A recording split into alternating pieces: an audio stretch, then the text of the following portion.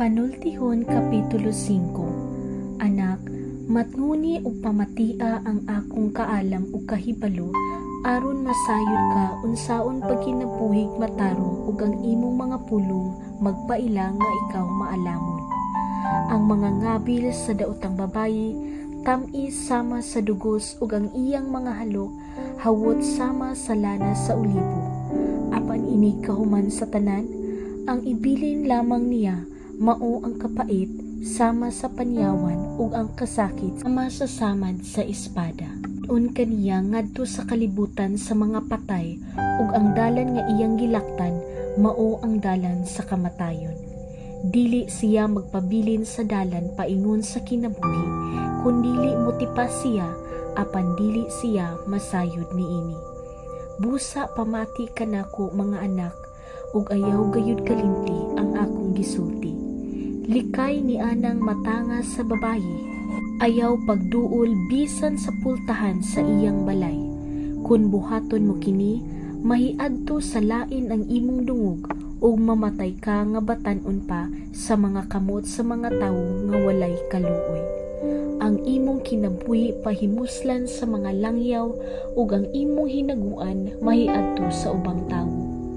Mag-agulo ka inigtinal na nimo ug ang imong kaunuran ug kusog hinay-hinayon pagkuha gikan kanimo ug moingon ka, anong wala man gayud ako mosabot, nganong wala man gayud ako pabadlong, wala ako mamati sa akong mga magtutudlo o magtagad kanila. Sa kalit naulawan hinuon ako atubangan sa nagtigom nga katawan. Ayaw paglimbong sa imong asawa ug siya lamang ang imong higugmaon. Kun aduna kay mga anak sa ubang babayi, dili sila makahatag kanimo kaayuhan. Kinahanglan nga ang imong mga anak motubo aron motabang kanimo ug dili ang mga langyaw. Busa pagmalipayon uban sa imong asawa ug pagmaya uban sa babayi nga imong kapikas. Matahom ug madanihon siya ingon sa lagsaw. Paglipay sa iyang kaanyag ug tuguti nga hupon kaniya sa iyang gugma.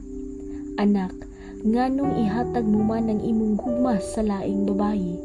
Nganong palabihon mo man ang katahom sa asawa sa laing tawo?